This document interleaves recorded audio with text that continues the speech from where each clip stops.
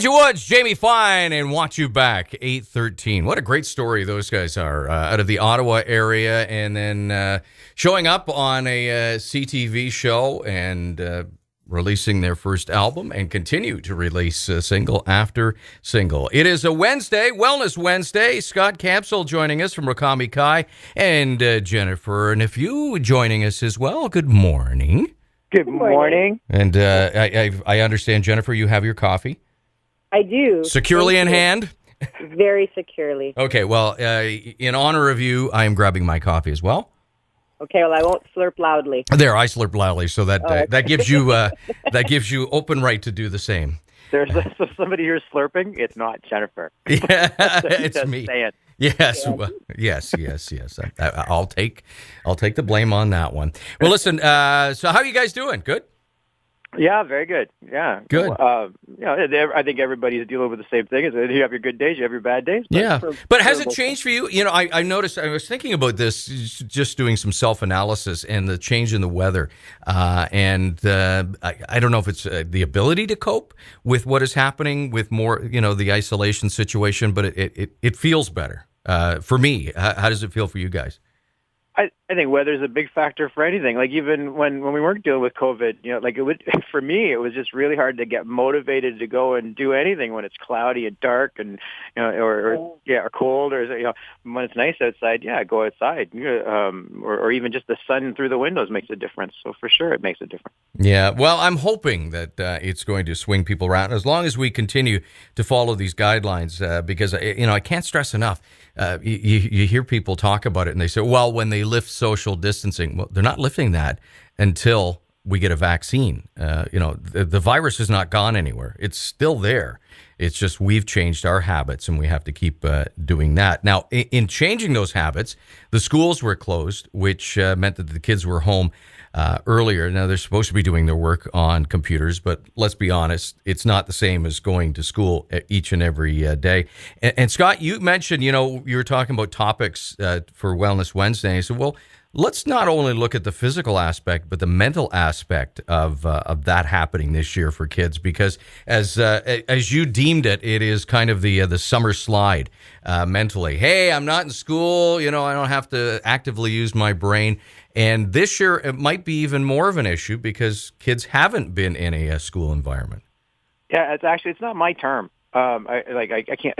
I don't think it's trademarked or anything, but it's not my term. So it's a pretty standard thing with child educators and child development experts, that they just automatically say it. If you can stay up till all hours of the night, and then you can wake up at mid-noon and during the day and not be accountable to anything or do anything, then obviously brains are going to deteriorate. And then when you haven't been doing your schoolwork, and then they talk about review every September because of the fact that people just haven't done anything for 2 months. So now we've gone from March and then you put on top of that the fact that kids are stressed. So there's we had a few incidences just where we get reports from parents just saying my child's depressed or my child's upset, or and then we countered it. We have our online classes, and so we've got lots of feedback from parents that are thankful for the fact that they've got something to look forward to during a day, or that they've got something at least on their schedule.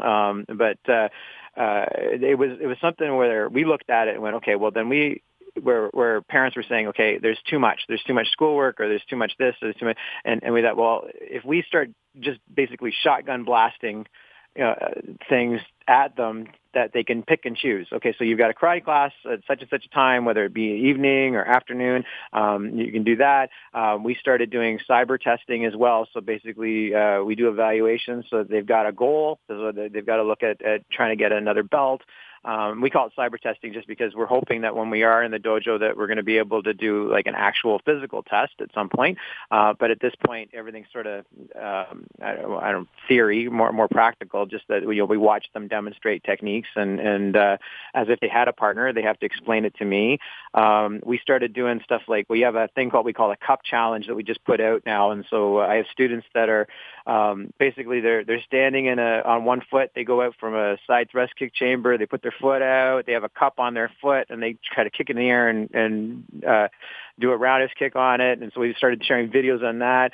We've got artwork challenge. So basically, there's a term fudoshin, which is Japanese for immovable mind. And so what I said was, what I'd like to do is a big art display when we get back. And so we wanted to see your pictures and everything, incorporating that kanji or that kind of mindset.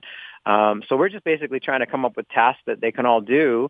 And so you got some kids that aren't artists, so they're not going to go for that drawing thing, but, they might go for the physical thing. Or we've had some students that actually, I believe, are progressing better now that they're at home and they're online than they were when they were actually in our dojo.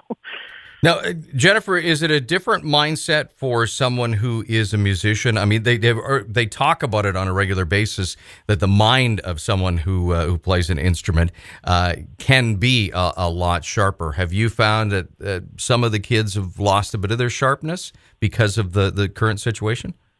I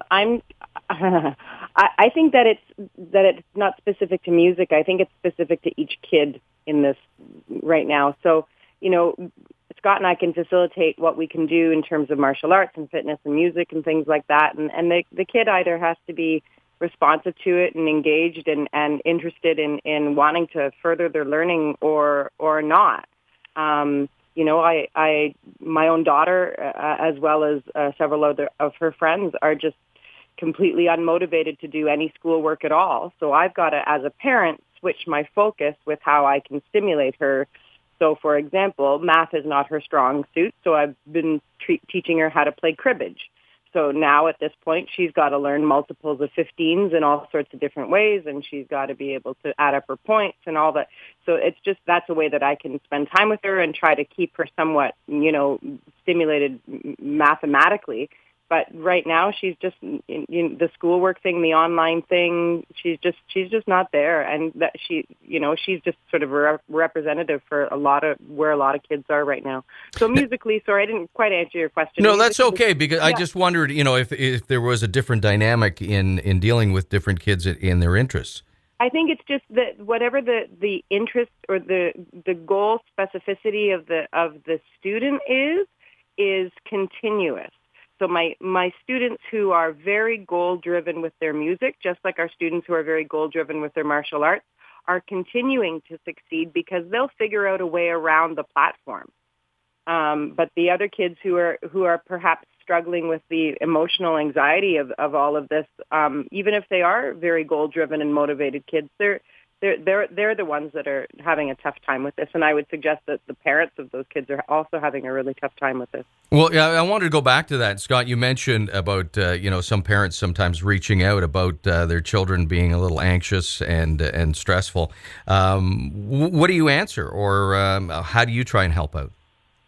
Well, the very first thing, honestly, we sort of take this as a personal thing because these guys aren't as we'll call them our students and stuff, but we spend a lot of time and there's a lot of personal element in what we teach, and so when your heart goes out to these guys, and so the first thing we do is we created a check-in group, so all the higher ranks started messaging them and trying to contact with them, just are you okay? And I think that was a response from a lot of people, just checking in with their friends and their family.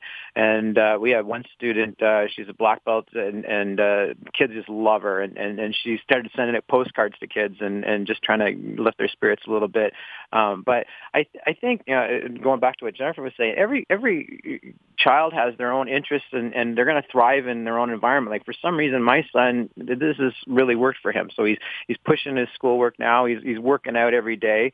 And he's happy with the results he's getting from there. But then I've seen other kids that are, they're cooking. And then we got other kids that are into gardening. Like, if you start going on social posts, so where, at this time of year, I think they would have been more focused on their schoolwork and stuff. Like, I don't think we have to penalize the child because of the fact that they're not interested in one thing. If anything, we try to figure out what they are interested in, and researching even stuff like what can you do for activities for the summer slide or to combat. And one mom's going, I'm taking my kid to the library.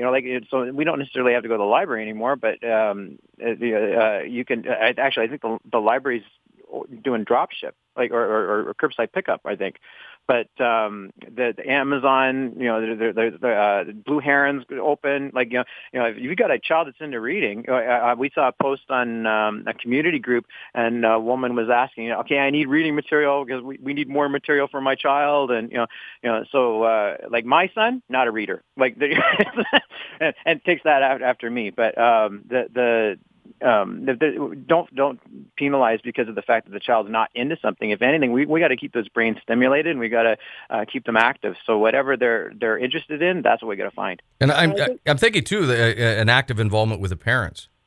Yeah, and I think for a little bit it took some time for the parents to actually wrap their heads around the fact that if their online schooling it wasn't going well, that it wasn't a failure on the parents' part, and it wasn't a failure on the students' part. And so many of the moms that I know finally just threw their hands up in the air and said, we're done. We just can't do this anymore. The level of stress in our house is way too high. And so they've found alternative ways to keep their kids active and mentally active and involved, and whether they're cooking or whatever it is, that there are other life lessons to be learned right now, I think. Well, we want to thank you guys for continuing to talk about this on the physical aspect, but also emotional and educational, and those tie-ins. We've mentioned this before, just the importance of the fact that these are all connected. And Jennifer, you summed it up really well there. Stress levels are so high in so many homes, and it's not a level of defeat and or of failure. It's just something that we're all dealing with, and it's something new, and it's difficult because I've used this analogy, I don't know how many times. You can't go to a drawer, open it up and go, oh, okay, this is situation 3. This is how we deal with it. This is something we've never dealt with before. And I think also with parents, we spend so much time comparing ourselves and comparing our kids to other people's kids. And, I even did that with my own kids. My oldest daughter is, academically gifted, and school was always really easy for her. And if I compare that to my youngest one, who's just doesn't share the same abilities, and if I put her on the same plane as the oldest one, then I'm feeling like I'm falling short as a parent, and it has nothing to do with that. So I think as parents, we got to cut ourselves some slack. I think we have to cut our kids some slack right now and find the angle that works for them, whether it's classes or running outside or reading a book or, taking singing lessons or whatever it is. Or, for now, maybe just sitting down and watching hours of Netflix before they can figure out that they actually want to do something. Right. I think we got to, as parents, we got to cut ourselves some slack or two, and also try to find out what we've got, because it's not like everybody's an idiot. Like there's a point where like my dad, I remember going camping and him teaching me how to clean a fish, and then he's teaching me about fish anatomy and everything. That's a biology lesson right there. And I think I was in grade 3. And when do you dissect a fish? Like, that's got to be high school. Like, normally, and I know parents that are really good at mechanics and they can do auto shop and stuff. Like we've got skills that we can give our kids, and maybe this is actually going to give us the time to do that. Well, of course, you can always turn to a Comic High, and you guys have the website. And you mentioned this just briefly. You kind of modified classes as well to give parents more options. We actually haven't modified it to give them. We're running on our full normal class schedule. So the only difference or the increase for kids is that they can now participate in the daytime classes, which normally would have only been for adults, right? Kids at school. So the kids have the opportunity to do fitness classes and martial arts classes during the day. Well, what's interesting about that is we shut down one of the classes one time. Like I was finished doing the karate class. And I don't know if you know how much experience you got with Zoom meetings, but it's almost like everybody, sort of is hesitant to hang up. Everybody's still hanging around? Yeah. Like, no, you go first. No, you go first. Yeah. And so we had 3 kids that just stayed online after the class, and they just played for like it must have been about half an hour, I would think, and they're just interacting. And now they've created such a bond that I see them at the beginning of class, and they're logging in early, and one little guy's from Sunderland, and the other 2 are from Uxbridge, and they wouldn't even gone to the same school. Wow. And so to me, that was a really low point for me that day. We were dealing with a lot of, when we talk about COVID anxiety and stuff. And so to watch those three kids, and one literally goes, well, what are we going to do? Well, I don't know. Let's do kata. And so it was just like, okay, we're on the right track here, but to me, it was just sort of cool to watch these three guys go. And that's the one thing that's really been a big hindrance too, is just the social. Like you said it yourself, you're like, there's, this isn't just about schoolwork. This is about, interacting with people. Well, give out your website, and we'll catch you guys again for Wellness Wednesday next week. What is the website?